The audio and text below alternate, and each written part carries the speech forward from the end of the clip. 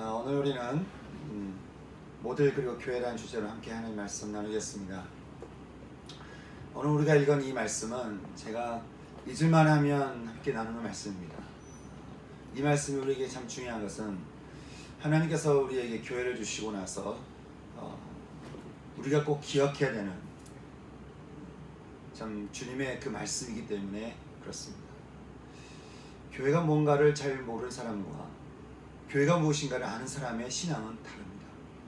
그래서 오늘도 하나님께서 우리에게 주신 이 교회에 대한 이 말씀을 마음에 새기면서 하나님께서 이 말씀을 통해 우리에게 또 어떤 메시지를 주기 원하시는지 마음에 새길 수 있는 이 시간이 되기를 소망합니다. 언젠가 저는 금세기 최고의 영상가로 알려진 존 스토트 목사님의 교회에 대한 이야기를 함께 나눈 적이 있습니다. 살아있는 교회란 무엇인가? 그분은 교회를 빛과 소금이라고 하는 재료를 통해 이렇게 말씀하셨습니다. 이 세상에는 두 가지 대조적인 공동체가 있다는 거예요. 하나는 모든 죄가 힘을 얻은 밤처럼 어두운 세상 공동체가 있다고 말을 합니다. 성경은 그렇게 악과 비극과 어두움의 사사기 시대를 이렇게 표현합니다. 그들은 자기 소견에 오른 대로 행하였다. 그냥 자기 생각에 그냥 맞는 대로 살았다. 그렇게 얘기하는 것이죠. 죄성이 약하고 죄에 취약한 우리가 우리의 소견대로 그렇게 살면 세상이 어떻게 되겠습니까? 더 어두워지는 법인 것이죠. 여러분, 사람들이 싸울 때 자기가 틀렸다고 싸우는 거 보셨어요? 다 자기가 맞다고 싸우는 거예요. 우리가 자기 생각대로라면 그렇게 서로 분열이 되고 싸울 수밖에 없는 것이죠. 또 다른 공동체가 있습니다. 그것은 그 어둠에 빛을 밝혀줄 공동체입니다. 십자가에서 나는 죽고 예수가 사는 그런 공동체를 말하는 것이죠. 죄가 없으신 예수님이 중심이 되는 공동체를 말합니다. 빛이 주인 되시니 그 의의 빛이 어둠을 다스리시는 거예요.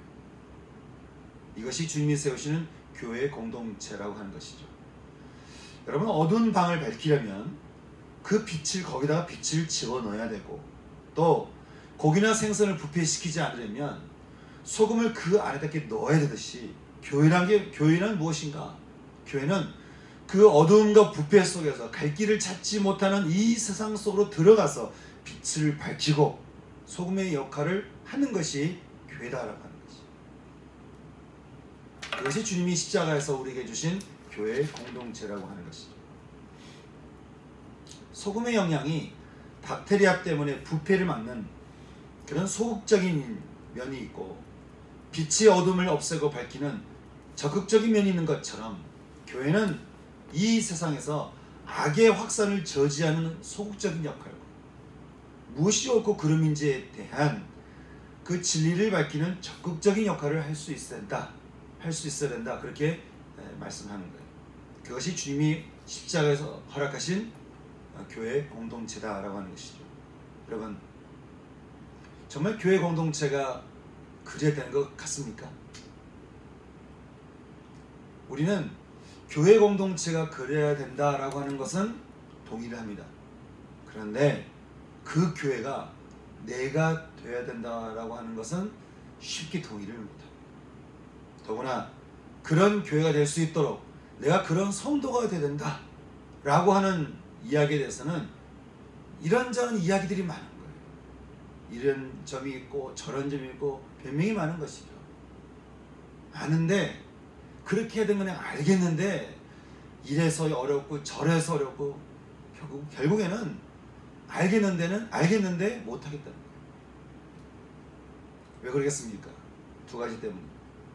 하나는 신앙의 중심에 예수님이 계신 게 아니고 내가 있기 때문에 그렇습니다. 그러니 내 생각이 힘을 얻는 것이죠. 둘째는 교회 존재 이유를 모르기 때문에 그렇습니다.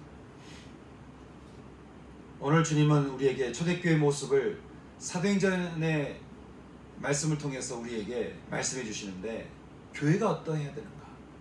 그 교회 모델에 대해서 우리에게 말씀해 주시는데요. 여러분, 이 모델이 참 중요해요. 그리스도인으로서 그리고 목회자로서 저에게 참 모델이 되는 여러 분들이 계십니다. 첫째는 사도행전이 몇 장으로 끝나죠? 28장으로 끝나죠. 사도행전이 28장으로 끝나면 되겠나? 사도행전은 계속 이어져야 되는 것이 아닌가? 그래서 사도행전 29장을 이어가는데 29장을 써내려가는데 모든 인생의 시간표를 다 던졌던 그런 하윤조 목사님입니다. 사회에 결코 무지하지 않는 목회를 꿈꾸시는, 어제 우리 정 목사님 설교도 우리가 들었지만 어제 많이 참으신 거예요. 계속 저항에 대한 얘기를 하시니까 어쨌든 성도들이 보니까 왔다 그냥 가는 것 같아요. 목사님 너무 저항적으로 생각하지 마세요. 불편합니다. 근데 목사님 그럴 수가 없는 거예요. 또 구로공단의 여성들을 모아서 하나님께서 인간에게 부여하시는 권리를 깨닫게 하고는 세상 가운데 나가서 정말 그 권리를 찾는 데 저항하도록 했던 경동교회 강원효 목사님입니다. 기독적 인격을 쌓는데 인생의 가장 우선을 두셨던 이성조 목사님입니다. 세상이 무너지면 세월호가 되었든 화재가 되었든 이념은 저리 두고 일단 포로되고 연약한 사람을 향해서 달려가고 있는 조윤서 목사님 같은 분은 저에게 있어서 굉장히 큰 모델이 되는 분이죠. 근데 참 저에게서 빼놓을 수 없는 모델 중에 한 분이 계시는데 그 저희 할아버지입니다. 신사참배를 거절하셔서 옥생활을 하셨던 분이어서 그런지 신앙에 대해서는 굉장히 단호하시고, 저는 한 번씩 예배드릴 때 저 뒷자리에 저희 할아버지께서 도포를 입으시고 앉아 계신 것 같은 착각이 들 때가 있어요. 제가 쉽게 목회를 할 수 없는 이유이기도 합니다. 어떨 때는 역사 공부를 통해 믿음의 선배들을 대할 때면 한없이 부끄러울 때도 있어요. 죽는 날까지 하늘을 우러러 한 점 부끄러움이 없기를 잎새이는 바람에도 괴로워했던 신윤동주 앞에 나는 과연 그리스도인으로서 잘 살고 있을까?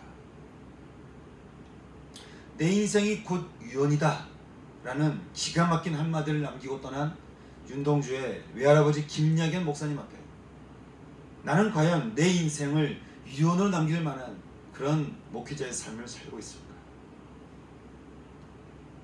죄된 세상에 오셔서 생명의 문을 남겨두고 가신 주님 앞에 나는 그 예수의 이름만이 통과하는 그 좁은 문을 들어가는 삶을 살고 있을까? 여러분 어떠십니까? 여러분의 인생 모델은 어디에 있으십니까?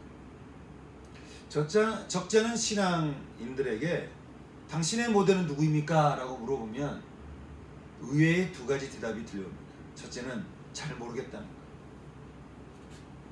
둘째는 그냥 제 마음 가는 대로 삽니다. 이렇게 얘기하는 거예요.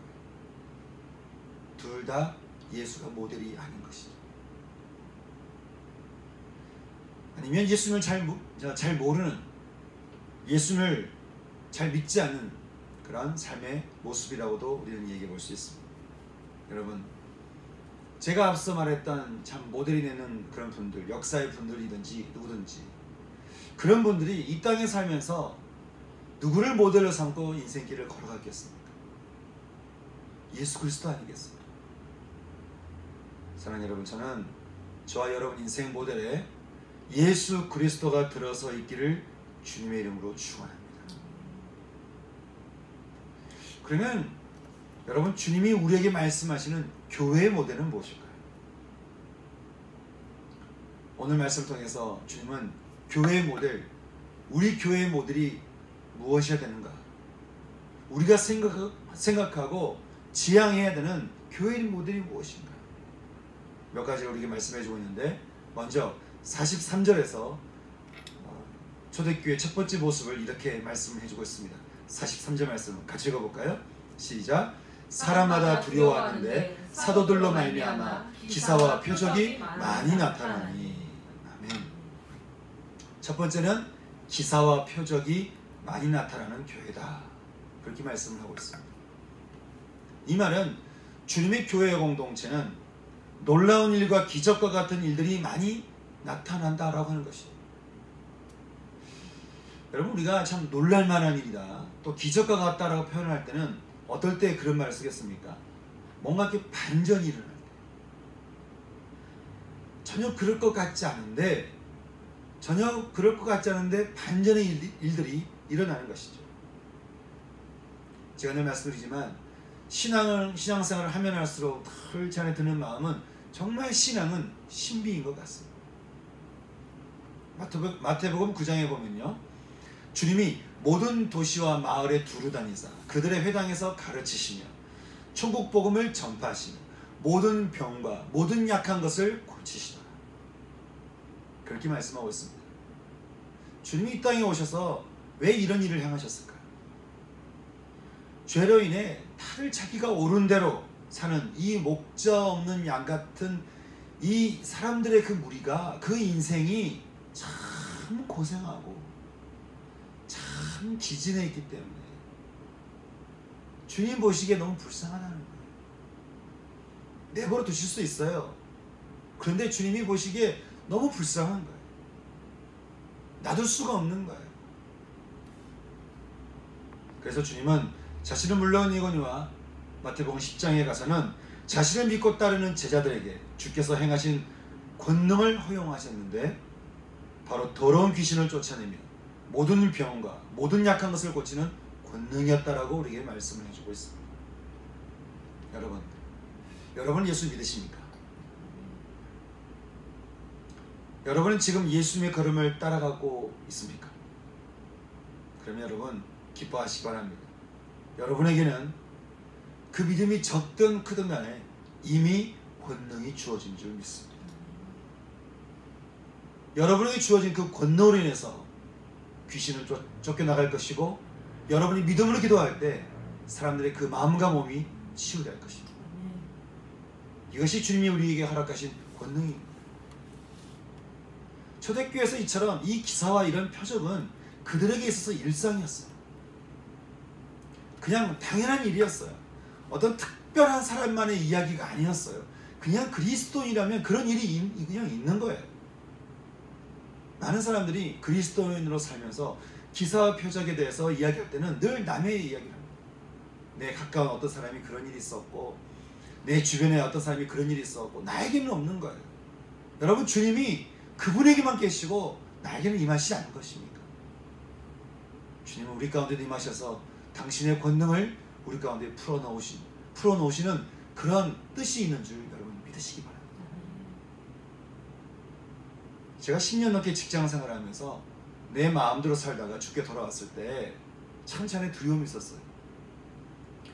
내가 과거에 살았던 흔적들이 있는데, 내가 새로운 삶을 살 수 있을까? 장발장처럼 어디 그냥 딴 데 가가지고 아예 나를 모르는 데 가서 내가 살아야 되는 게 아닐까?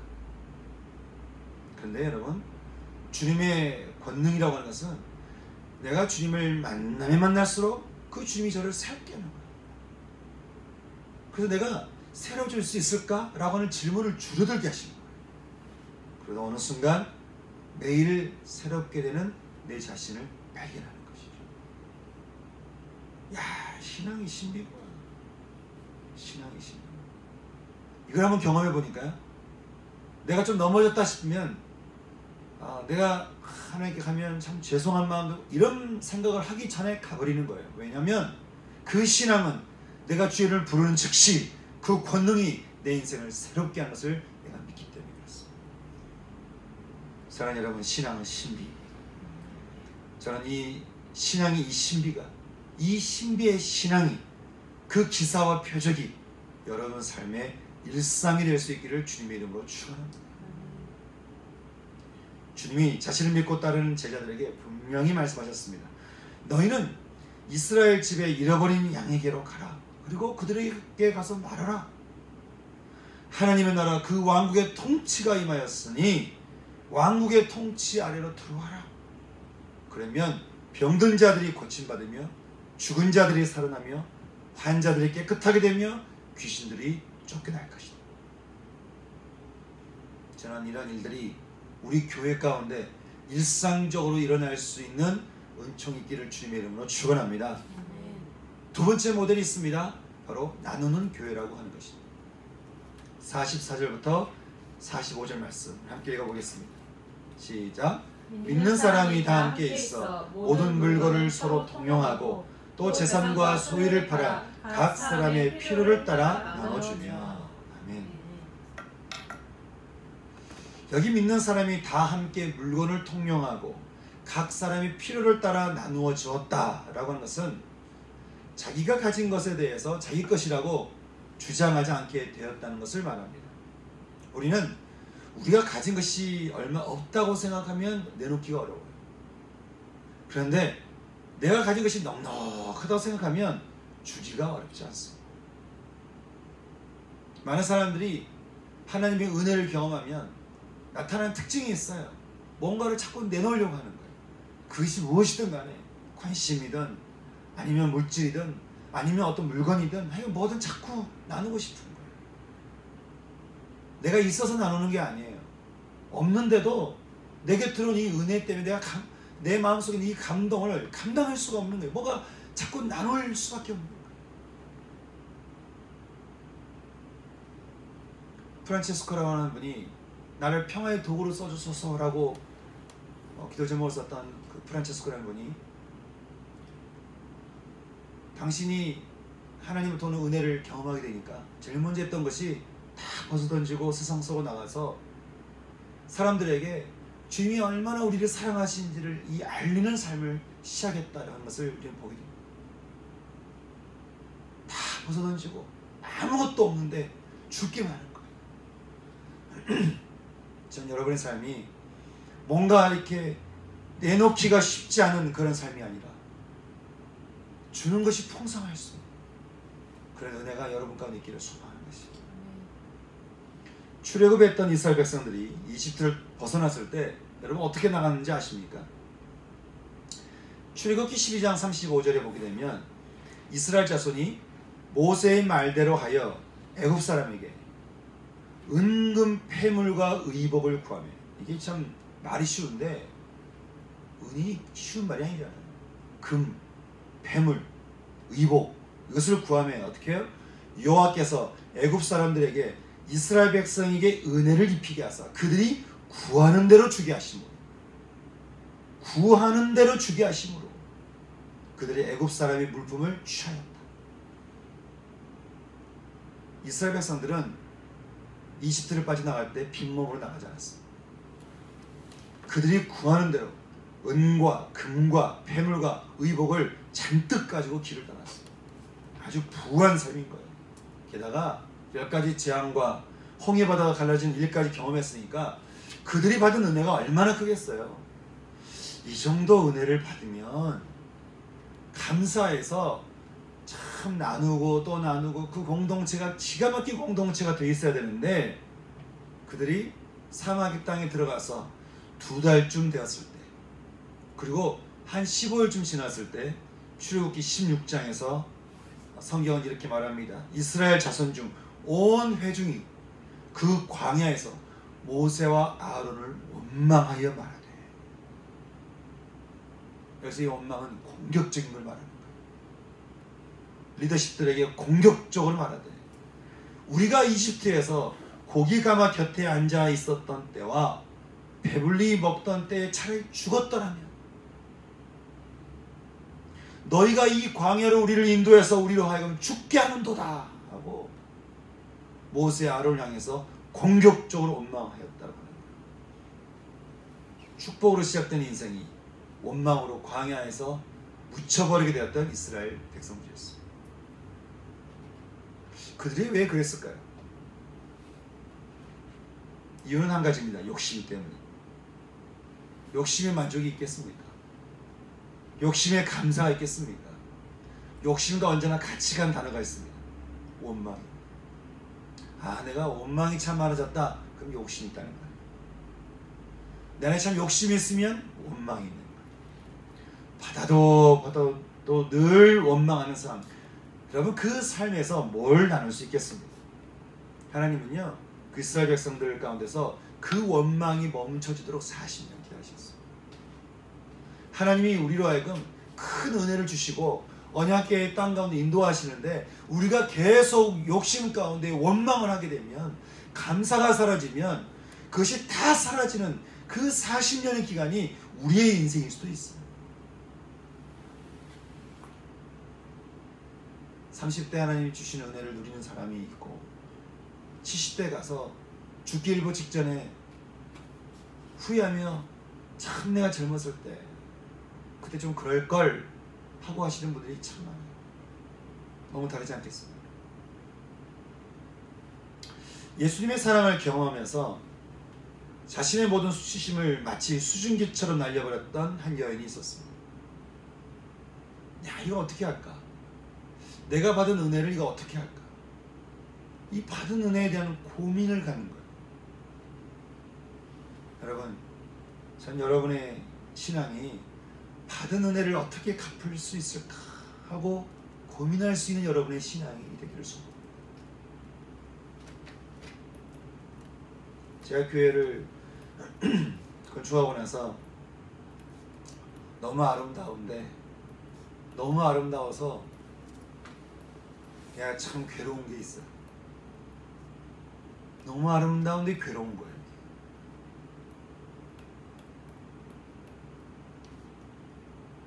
한 사람 한 사람이 드렸던 그 건축원금이 너무 귀해요.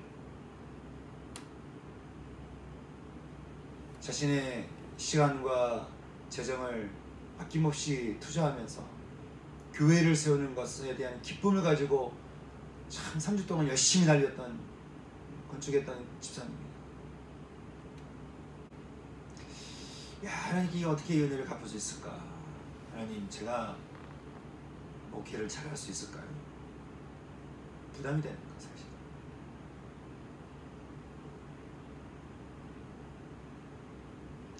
은혜를 어떻게 갚을 수 있을까?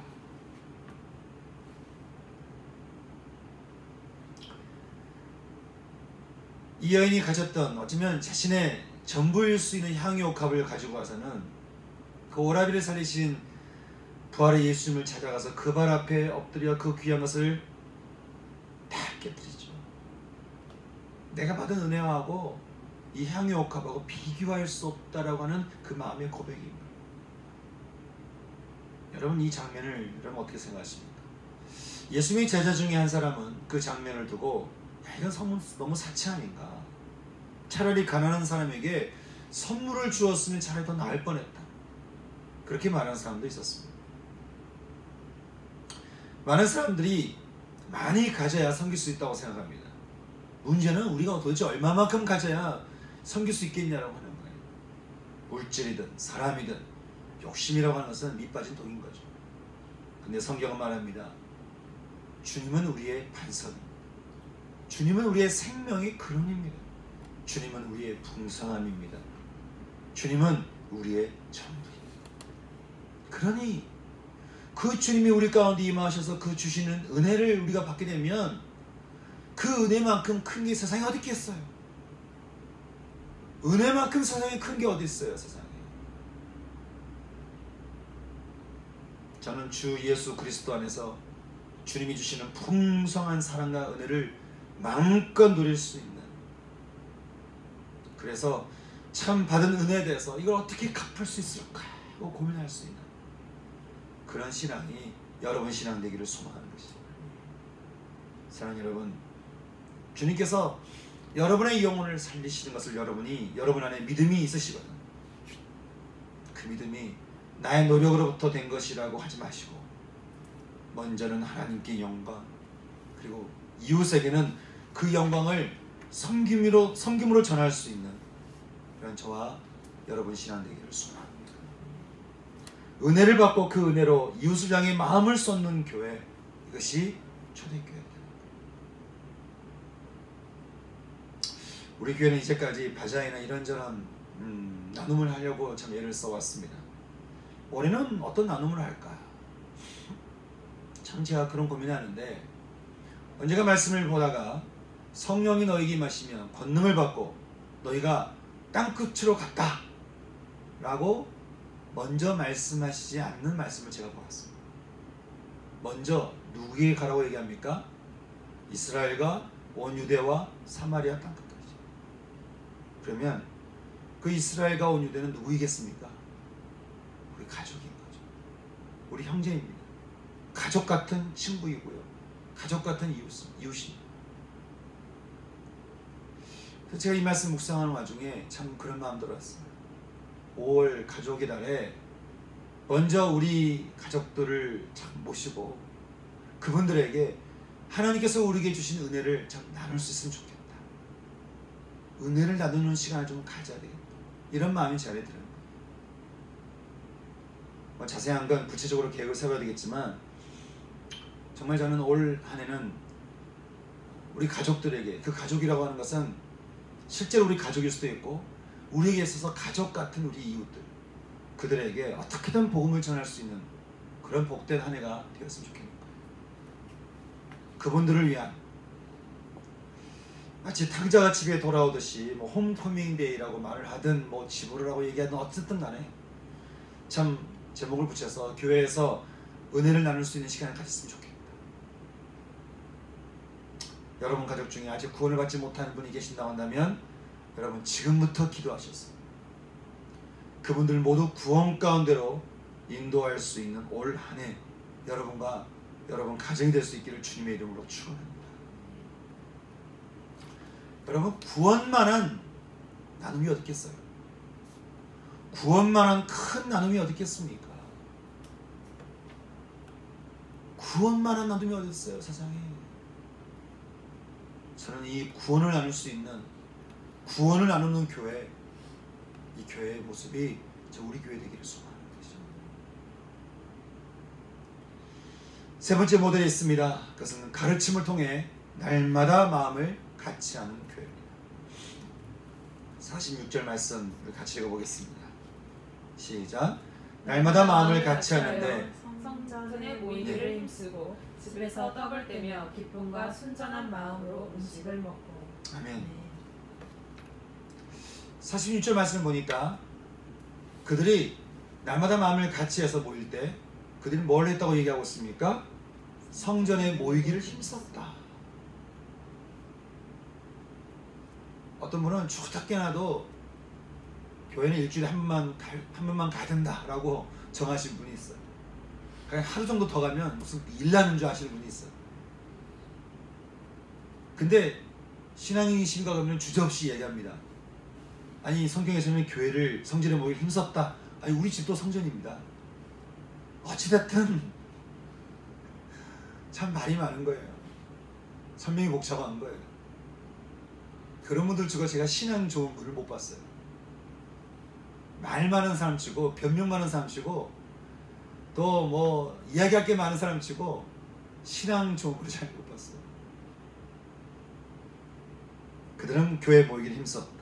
교회에서 뭘 하기에 그들이 교회 모이기를 힘썼다 그렇게 얘기하고 있을까요? 42절 말씀 같이 읽어보겠습니다. 42절 말씀 시작. 그들이 사도의 가르침을 받아 서로 교제하고 떡을 떼며 오로지 기도하기를 힘씁니다. 아멘. 성경은 우리가 날마다 마음을 같이 하는 것의 시작은 가르침을 받는 것부터라고 말씀을 하고 있습니다. 가르침이 있고 그 다음에 마음을 나누는 교제를 하고 떡을 떼며 서로 기도하는 것이 교회라는 거예요. 우리는 그 순서를 자주 이렇게 바꿔서 생각합니다. 먼저 마음을 나누는 것이 교회라고 이야기합니다. 그런데 교회는 먼저 가르침이 우선이라고 우리에게 말씀을 해주고 있습니다. 성경의 가르침이 왜 중요할까요? 디모데후서 3장 15절에서 바울은 말합니다. 성경은 그리스도 예수 안에 있는 믿음으로 말미암아 우리로 하여금 구원에 이르는 지혜가 있기 때문이다. 그러면서 말하기를 모든 성경은 하나님의 감동으로 된 것으로 우리 인생의 교훈과 책망과 바르게 함과 의로 교육하기에 유익하니 이는 하나님의 사람으로 온전하게 하며 모든 선한 일을 행할 능력을 갖추게 하려 합니다. 여러분 저와 여러분 만남 사이에 주님의 가르침이 없다면 여러분 이 저와 여러분의 만남 가운데 뭐가 우리를 인도하는 것이 될까요? 우리의 죄된 본성과 우리의 죄된 생각과 우리의 죄된 감정 아니겠습니까? 여러분, 그러면 죄된 본성과 생각과 감정이 우리 서로의 만남을 움직이면 우리가 얼마나 긴장되고 참 복잡하고 버겁겠습니까? 우리의 죄성을 따라 우리가 서로 사랑할 수 있는 사람이 몇이나 되겠어요? 죄된 본성을 따라 서로 만나면 사실 우리는 더 외롭게 되는 거 아니겠습니까? 주님이 말씀하셨습니다. 사랑은 여기 있습니다. 사랑이 어디 있다고요? 예수님에게 있다는 거. 우리는 그분의 말씀, 그분의 가르침 안에서 만날 때 우리는 진짜 사랑을 할 수 있습니다. 오늘 말씀해 보니까 그렇게 가르침을 받아 무엇이 진리인지를 알게 된 성도들이 이제 그 말씀을 따라 그 다음에 서로 마음을 같이하고 교제하며 떡을 뗐다라고 우리에게 말씀을 해주고 있습니다. 사랑하는 성도 여러분, 저는 저와 여러분 모두가 성경의 가르침 앞에 그 가르침을 몸에 익히고 마음에 익혀서 삶에서 말씀이 증거될 수 있는 은혜가 여러분 모두에게 일어날 수 있기를 소원합니다. 제가 이번 이전 감사 예배를 드리면서 참 기뻤던 이야기가 있습니다. 늘 소식지나 페북에서 인스타에서 우리 교회 소식을 보는데 우리 교회 성도들을 보니까 참 점점 참 성숙해져 가더라, 그렇게 얘기를 합니다. 사진을 볼 때마다 또 제가 보내드리는 소식지를 볼 때마다 참 성도들이 성숙해져 가는 걸 봤다는 거예요. 이것처럼 기쁜 말이 어디 있을까? 성도가 많이 늘었습니다. 교회가 아름답습니다. 사실 이 말보다도요, 성도가 성숙해져 갔다, 이 말이 이게 너무 뿌듯한 거예요. 사실 어제 그 한마디가 저한테 아주 영광의 말처럼 들렸어요. 목회자에게 있어서 가장 영광의 말은 두 가지인 것 같아요. 예수 믿게 됐다, 성숙해졌다. 이 감격이. 그 말 들으면 진짜 아무것도 안 먹어도 배불러요. 그렇게 기분 좋을 수가 없어요. 어제 저는 그 말 듣고 너무 기분이 좋은 거예요. 뭐 간식이 얼마나 잘 나왔든 간에 그게 눈에 안 들어오는 거예요. 그 말 들으니까 많은 분들이 오셨는데 제가 그분하고만 거의 이야기를 했어요. 너무 감사하더라고요. 저는 정말 여러분 모두 예수님을 잘 믿고 신앙의 신비 안에서 날마다 성숙해져 갈 수 있기를 주님의 이름으로 축원합니다. 그래서 올 한 해도 저와 여러분 모두 예수님을 알고 또 알았어요. 그분을 통해 더욱더 사랑의 교제의 그 범위가 더 넓어져 갈 수 있는 은혜가 있기를 소망하는 것이죠. 이제 마지막 모델로 세상과 소통하는 교회입니다. 47절 말씀입니다. 같이 읽어보겠습니다. 하나님을 찬미하며 또 온 백성이 칭송을 받으니 주께서 구원받는 사람을 날마다 더하게 하시니라. 아멘. 우리가 교회라고 말할 때 우리가 놓치는 모습은 세상과 소통하는 교회입니다. 교회는 우리끼만 좋은 게 교회 아닙니다. 근데 여러분, 세상과 소통하려면 예수 생명에서 나오는 기사와 표적이 먼저 있어야 되지 않겠습니까? 아니, 내가 예수 믿는 증거가 있어야지 세상과 소통할 거 아니겠어요? 또 은혜 받는 자가 그 은혜를 나누는 모습이 우리 가운데 있어야 되지 않겠습니까? 은혜를 받는데 다 욕심으로 그 은혜를 막 채워넣으려면 어떻게 되겠습니까? 또 가르침의 기반 안에서 우리가 서로 사랑의 관계를 해나갈 때 우리는 그때 세상과 소통할 수 있지 않겠냐고 하는 거예요. 언젠가 이승효 목사님이 교회를 얘기하시면서 무슨 교회가 이렇게 경쟁하듯이 1등, 2등, 3등 이렇게 그런 거 안 했으면 좋겠다. 제가 그랬어요. 그 재미잖아요. 그런 마음이 제 안에 있었는데 목사님이 그런 얘기를 하시는 거예요. 주님께서 우리에게 그렇게 가르치셨냐는 거예요. 그 얘기 할 말이 없는 거예요. 그러니까 주님의 가르침 안에서 우리가 서로 만나면 어떻게 1등, 2등, 3등이 있겠습니까? 주님의 가르치심이 교회의 중심이 되면 어떻게 거기에 누가 더 낫고 더 안 낫고 이렇게 우리가 사람을 구별할 수 있겠어요? 이렇게 가르침 안에서 살아가는 법을 배우고 나서 우리가 세상에 나갔을 때 우리가 갑질할 수 있겠습니까? 또 갑질하는 사람을 아주 원수처럼 그렇게 증오할 수 있겠습니까? 그럴 수가 없는 거예요. 그러니 주의 말씀 따라 살아가게 될 때 우리는 세상과 소통하는 교회가 될 수 있다고 하는 것이죠. 주님이 가르쳐 주신 주기도문에 뜻이 하늘에서 이루어진 것 같이 땅에서 이루어지기를 두고 기도해라. 주님께서 가르쳐 주신 기도문이 있습니다. 우리는 이 땅에 하나님의 뜻이 이루어지도록 그렇게 나서야 됩니다. 근데 그 전에 우리가 잊지 말아야 되는 것이 있다고 한다면 먼저 그분과 그분의 뜻을 우리가 알아야 된다고 하는 것이죠. 언제가 사회개혁에 참 애쓰는 어떤 교단의 한 어른 목사님이 이런 얘기를 하신 것을 제가 들은 적이 있습니다. 자신은 사회를 향해서 막 투쟁해가는 후배 목회자들 보면 참 실망이 든다는 거예요. 여기 참 의외였어요. 우리 교단에서 그런 얘기를 잘하지만 사회운동을 아주 적극적으로 전문적으로 하시는 분들이 많은 그런 교단에서 그 원로 목사님 같은 분이 그런 얘기를 하시니까 무슨 말씀인고 들어보니까 그분이 그런 얘기를 하시는 거예요. 예수의 생명 안에서 그 감격을 가지고 세상을 나가라고 했지 누가 언제 예수의 감격 없이 세상에 나가라고 했냐. 예수 생명의 그 감격을 가지고 감동을 가지고 그리고 세상에 나가라고 했지 그거 없이 세상에 언제 나가라고 했냐. 그러니 자꾸 투쟁하면서 싸우려고만 하고 거칠고 그들의 삶이 세상과 별반 다를 게 없는 그런 모습이 보여진다는 거예요. 그런 주님의 말씀 가르침이 없이 어떻게 세상을 진짜 변형시킬 수 있겠냐. 어떻게 진짜 세상과 소통하면서 세상을 변화시켜 갈 수 있겠는가.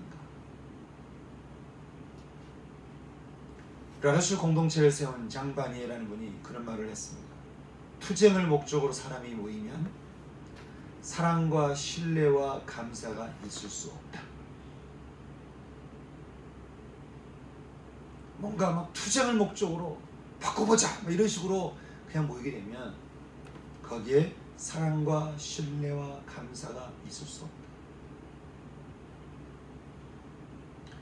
마르크스 공산주의가 그 이론이 멋져 보이지만 투쟁으로 세워지는 공동체는 긴장과 불안과 두려움으로 사람들을 통치할 뿐이라는 것.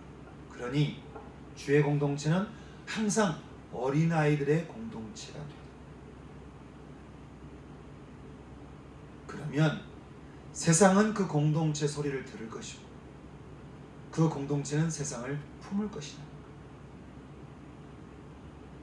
저는 우리 교회가 우리만 좋은 아니 이 몇 명 안 되는 우리 안에서도 또 누구 서로 끼리끼리 있으면서 어떤 캐스를 만들어가고 개토를 만들어가는 그런 우리들만의 세상 성이 아니라 함께 더불어 세워갈 수 있는 그런 하나님 나라를 이뤄갈 수 있는 그런 교회 될 수 있기를 소망하는 것입니다. 말씀을 읽겠습니다. 주님 우리에게 말씀합니다. 교회의 모델이 무엇인가? 어떤 교회가 되는가? 교회란 무엇인가? 먼저 믿음으로 기사와 표적이 나타날 수 있어야 됩니다. 오늘 이 밤에 이거 가지고 기도하십시오. 받은 은혜를 나눌 수 있어야 된다. 은혜를 받으려고만 하지 말고 받은 은혜를 자꾸 나눌 수 있어야 된다. 그리고 가르침을 통해 날마다 마음을 같이 하는 교회. 그래서 세상과 소통하는 교회. 여러분 그 교회가 우리 교회가 되는 이 마음 함께 품지 않으시겠습니까? 저는 주님께서 우리에게 보여주신 이 교회의 모델이 딱 우리 교회가 됐으면 좋겠어요. 이 네 가지 여기 안에 그냥 딱 빈들의 풍성한 교회가 이렇게 딱 들어갔으면 좋겠어요. 누가 봐도 빈들의 풍성한 교회는 그렇더라 그랬으면 좋겠어요. 그러려면 꿈을 가져야 되겠죠. 바람을 가져야 되겠죠. 믿음을 가져야 되겠죠. 함께 믿음을 가지고 주 앞에 나가시면서 하나님, 이 교회, 이 초대교회 이 교회가 하나님 우리 교회 되기를 소망합니다. 하나님, 이 교회에 대한 소망을 품고 우리가 기도하오니 주님, 제 안에 먼저 이 교회가 세워지게 하시고 또 우리 안에 이 교회가 세워지게 하여 주시옵소서. 그렇게 함께 기도할 수 있는 이 시간 됐으면 좋겠습니다. 함께 기도하시면서 이 기도 제목이 그냥 우리만의 기도 제목이 아니라 우리 모든 성도들의 바람이 되고 소망이 될 수 있는 그런 해가 됐으면 좋겠습니다. 함께 기도하십시다. 주님, 주님께서 가르쳐 주신 이 교회 모델이 하나님 우리 교회가 되기를 소망합니다. 우리가 되기를 소망합니다. 그 교회가 세워질 수 있기를 소망합니다. 함께 기도하겠습니다. 기도하시겠습니다. 하나님 아버지, 주님께서 우리에게 말씀해 주신 하나님이 교회의 모습대로 하나님 우리 교회가 세워지기를 소망합니다.